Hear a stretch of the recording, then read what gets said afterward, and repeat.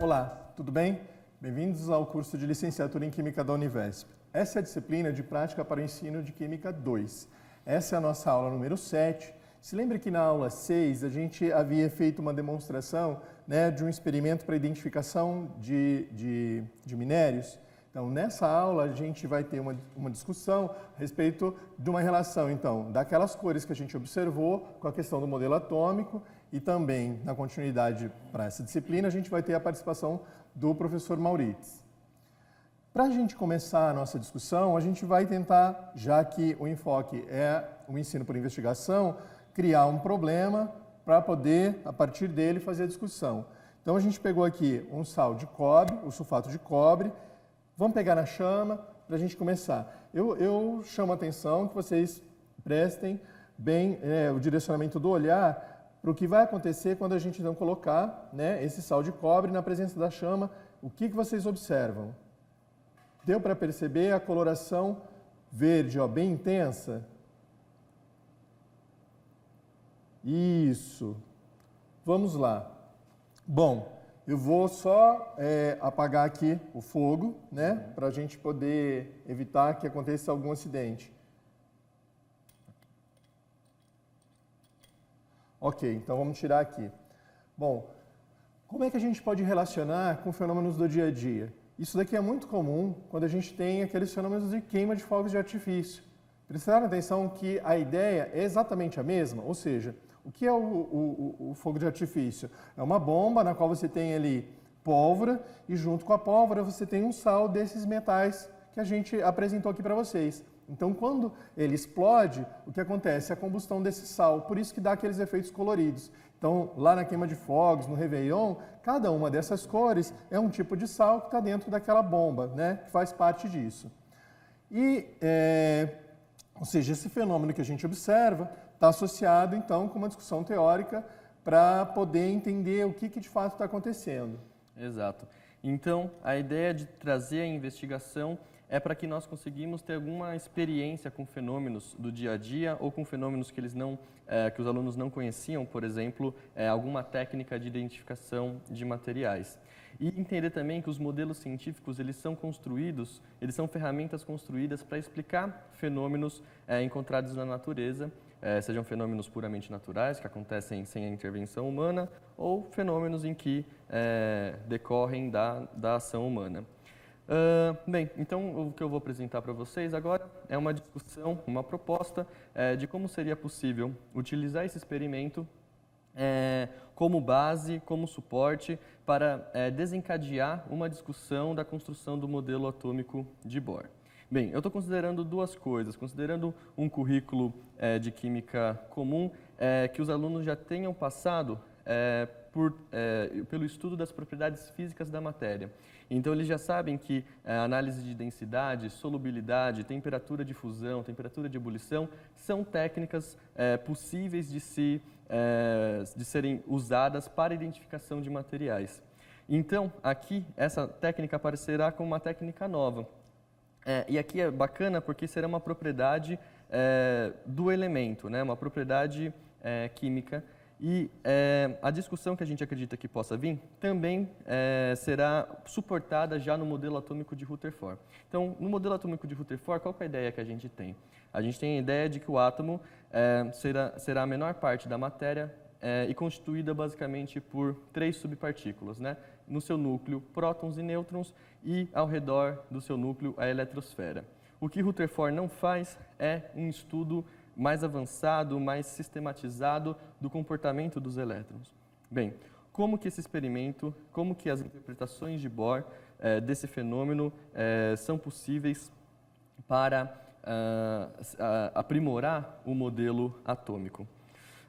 Bom, algumas questões que eu vou colocar aqui, quando você for inserir em sala de aula, isso pode acontecer de diferentes maneiras, uma discussão dialogada, uma ficha teórica, enfim, mas o caminho conceitual que a gente propõe é o seguinte, algumas perguntas importantes. Por exemplo, a chama aparece em que situação? Em que situação é possível que um elemento emita alguma cor, seja a cor verde do cobre, seja a cor violeta do potássio, seja a cor amarela do sódio? Em que situações é possível que haja a emissão de luz. A emissão de luz só acontece se o material receber energia previamente, seja da explosão dos fogos de artifício, como o professor Aguinaldo mencionou, seja a partir da queima desses materiais, usando uma lamparina, usando o etanol dentro de um cadinho. Enfim, então essa é uma questão muito importante. A emissão de luz só acontece se o material receber energia previamente. Outra questão muito importante de ser definida é que luz é energia. Luz é uma forma de emissão de energia do material. Então, o fluxo de energia que acontece no processo é o seguinte: o material recebe energia de alguma maneira e depois ele emite energia novamente de outra maneira. Então, a gente tem um processo de absorção de energia e emissão de energia. Isso para a gente é fundamental. Agora, considerando que a matéria é formada por átomos, no caso aqui a gente tem átomos de potássio, aqui a gente tem átomos de cobre, íons, nesse caso mais propriamente dito. Mas pensando que são os átomos que estão recebendo energia e são os átomos que estão liberando energia, e considerando que o átomo ele é composto por uma região, por um núcleo e por um elétron, que região é essa que está sendo capaz de absorver essa energia e de emitir essa energia? Bem, a modificação do núcleo do átomo é um fenômeno bastante raro se a gente pensar nas situações cotidianas, né? E é um fenômeno que envolve uma quantidade de energia muito maior. Bohr já supunha que esse fenômeno acontecia com alguma modificação do comportamento dos elétrons. A gente já sabe previamente que retirar ou adicionar elétrons ao átomo é um processo relativamente simples. Então, esse comportamento, ou seja, essa absorção de energia, essa emissão de energia, ela é colocada como alguma modificação na eletrosfera. Então, Bohr, num primeiro momento, a gente vai ter como uma conclusão de que, quando o átomo ele consegue absorver energia, quem está absorvendo essa energia são os elétrons. Os elétrons passam para um estado energético superior. A gente considera um estado energético de maior energia. Bem, o elétron, o que a gente observa é que logo após que o átomo consegue receber essa energia, ele emite essa energia. Então, quem emite essa energia deve ser por alguma modificação novamente no comportamento dos elétrons. Então, a gente vai ter nos slides apresentados o que uma primeira possível representação seria de um fluxo de energia, ou seja, o átomo sai de um estado energético inicial, passa para um estado energético superior. O átomo não se mantém nesse estado energético superior e ele volta ao seu estado inicial, também chamado de estado fundamental. Quando ele volta para o estado fundamental, há emissão de luz, há emissão de energia. Muito bem. E agora, como isso tudo vai caber dentro da concepção de átomo? Então, Bohr divide que os elétrons estariam em órbitas muito bem definidas. O elétron, no seu estado fundamental, estará em órbitas de menor estado energético possível. No momento que você coloca a matéria, nesse nosso caso, pensando os átomos, numa condição que ele seja capaz de absorver energia, nesse caso, os elétrons absorverão energia e passarão para um estado mais distante, que, com uma possível analogia, ou como o modelo de Bohr foi proposto, o elétron passa para uma camada eletrônica mais distante. Muito bem, só que após ele absorver energia, observamos que rapidamente essa energia ela já é devolvida na forma de luz. Então, quer dizer que esse elétron ele volta para uma camada mais interna. A gente tem, nesse caso, então, uma proposta de um modelo atômico genérico, em que nós temos um núcleo formado por prótons e nêutrons, nós temos elétrons nessa eletrosfera, sendo que os elétrons podem estar em seu estado fundamental, em camadas bem definidas, ou em camadas mais distantes. Algumas questões elas vão ser importantes de serem apresentadas para os alunos, ou, se houver a possibilidade, de trazer algum equipamento como espectroscópio para o laboratório. Por quê? Uma questão fundamental aqui é que nós temos uma emissão de energia muito específica. Ou seja, o cobre ele sempre emitirá uma coloração verde, um comprimento de onda bastante específico, bastante característico. A olho nu, é bastante fácil observar a diferença entre a queima do cobre e entre a queima do sódio ou do lítio, por exemplo. Mas, por exemplo, a diferença entre a queima do cobre e do bário, ela já começa a olho nu, começa a despertar um pouco de imprecisão. Às vezes, ambos emitem uma coloração semelhante, com um olhar pouco atento.